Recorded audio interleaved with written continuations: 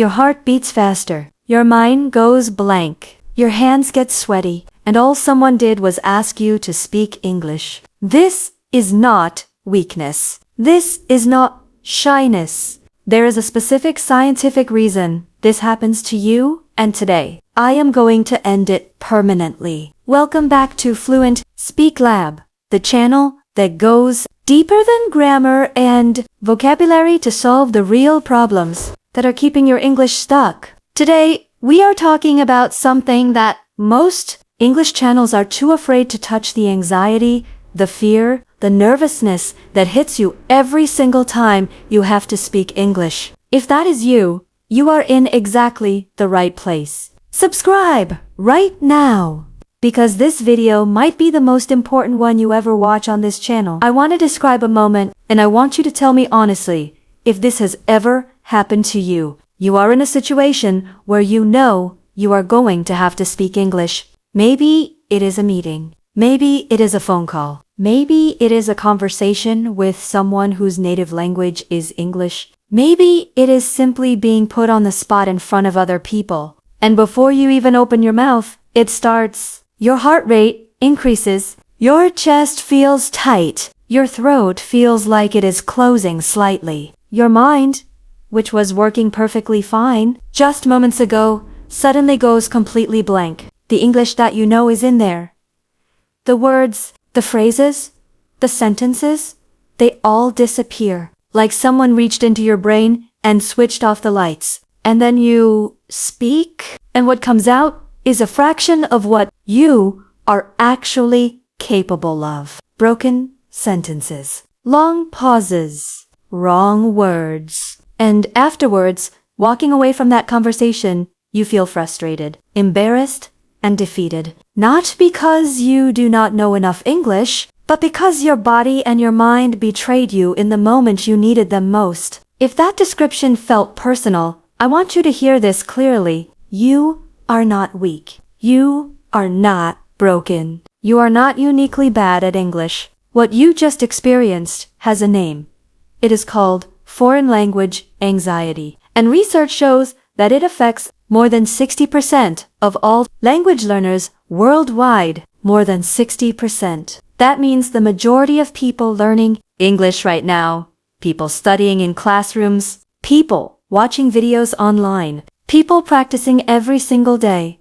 The majority of them feel exactly what you feel. That nervousness, that freeze, that heart racing, blank mind moment. So why does this happen? What is actually going on inside your brain when you try to speak English and anxiety takes over? Here is the science. When your brain perceives a situation as threatening, and for many English learners, being asked to speak in public or under pressure genuinely registers as a threat. It triggers a response called the fight or flight mechanism. Your amygdala, the part of your brain that processes fear and threat, fires up. Stress hormones flood your system. And here is the critical part. When the amygdala is highly activated, it literally reduces blood flow and neural activity in the prefrontal cortex. The prefrontal cortex is the part of your brain responsible for language production, word retrieval,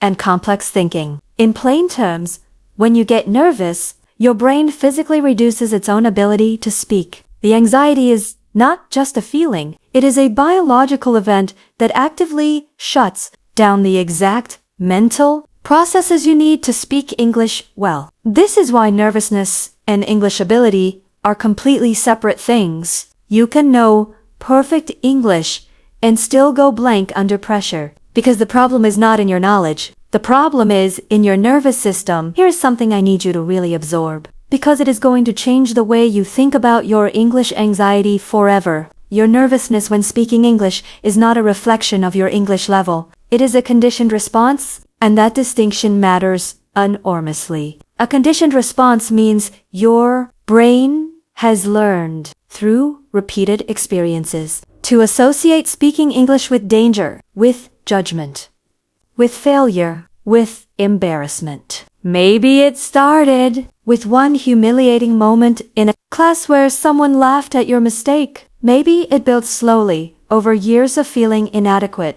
in English conversations. Maybe it came from comparing yourself to native speakers and always feeling like you fell short. Whatever the origin, your brain took note. It logged English speaking as a higher risk activity. And now, every time you are about to speak English, your brain does exactly what it is designed to do when facing a high-risk situation. It tries to protect you. It floods you with anxiety. It makes you hesitate. It makes you want to escape. Your brain is not your enemy. It is doing its job. It is just doing that job based on a false belief. The belief that speaking English is dangerous. And the way to fix anxiety permanently is not to fight your brain. It is to teach your brain a new truth. This process is called graduated exposure. And it is the exact same method that psychologists use to help people overcome phobias. The core principle is simple. You expose yourself to the feared situation, speaking English in small, manageable doses repeatedly in conditions where you feel relatively safe. And each positive experience, each time you speak English and nothing terrible happens, teaches your amygdala to lower its threat assessment gradually, consistently, until speaking English no longer triggers the alarm. The key word is gradually. You do not overcome English speaking anxiety by throwing yourself into the most terrifying English situation you can find and forcing yourself through it. That can actually make anxiety worse because your brain gets confirmation that English speaking is overwhelming and traumatic. Instead, you build a ladder. The bottom rungs are easy, almost no pressure, and you climb slowly, rung by rung, building evidence for your brain that English speaking is safe, that mistakes do not destroy you, that imperfect English is completely acceptable, that people respond warmly even when your English is not perfect. Every successful English interaction, no matter how small, is a message to your amygdala. See? We survived. We are safe. This is not dangerous. Lower the alarm. Do this enough times, consistently enough, and your brain rewires itself. The anxiety response weakens. The freeze response disappears. And speaking English starts to feel not terrifying, but normal. Eventually, even enjoyable. The science is clear. The method works. And it starts with one small step today. So here are your 5 daily practices. Your anxiety ladder. Starting from the easiest rung and climbing toward fearless, confident English speaking. Practice 1.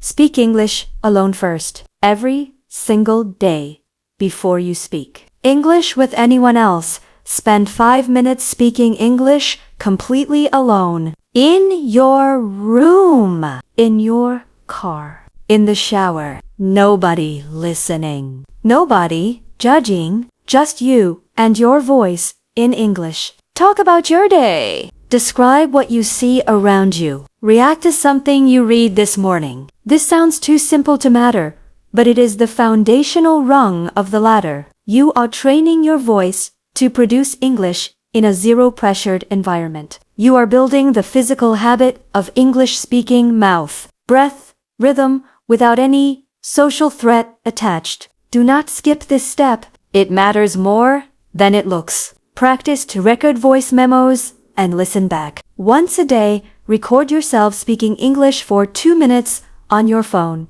Then, and this part is important, listen back without judgment, not to criticize yourself, not to cringe, just to observe. Notice where you hesitate. Notice where you actually sound pretty good, because you will. You will hear moments in your recording where your English sounds natural and confident, moments you did not even notice while speaking. Hearing yourself sound good is one of the most powerful anxiety reducers that exists. It gives your brain real evidence from your own voice that you can do this. Practice 3. Text before you call. If the idea of a live English phone call fills you with dread, start with text. Message someone in English. Write comments in English online. Join an English discussion forum. Respond to English content in writing. This is a lower rung of the ladder, lower stakes. More thinking time, no voice pressure, but every English interaction you complete successfully, written or spoken, sends a safety signal to your brain. Build your confidence in writing first, then move to voice. Practice 4. Use the 3-second rule in every English conversation. The moment anxiety hits in a real conversation, give yourself exactly 3 seconds before you respond. Not 10 seconds, not 30 seconds. 3. And in those 3 seconds, take 1 quiet breath and say one of these filler phrases internally or out loud. Okay, let me think about that. Or, that is actually a great question. Or, honestly, I would say these phrases do 2 things simultaneously. They buy your prefrontal cortex time to recover from the anxiety spike, and they sound completely natural to the other person, because native speakers use these phrases constantly. 3 seconds, 1 breath, 1 filler phrase, then speak. Practice 5. Collect evidence of your success. Get a small notebook or a notes app and call it your win list. Every single day, write down 1 English interaction that went okay, not perfectly, just okay.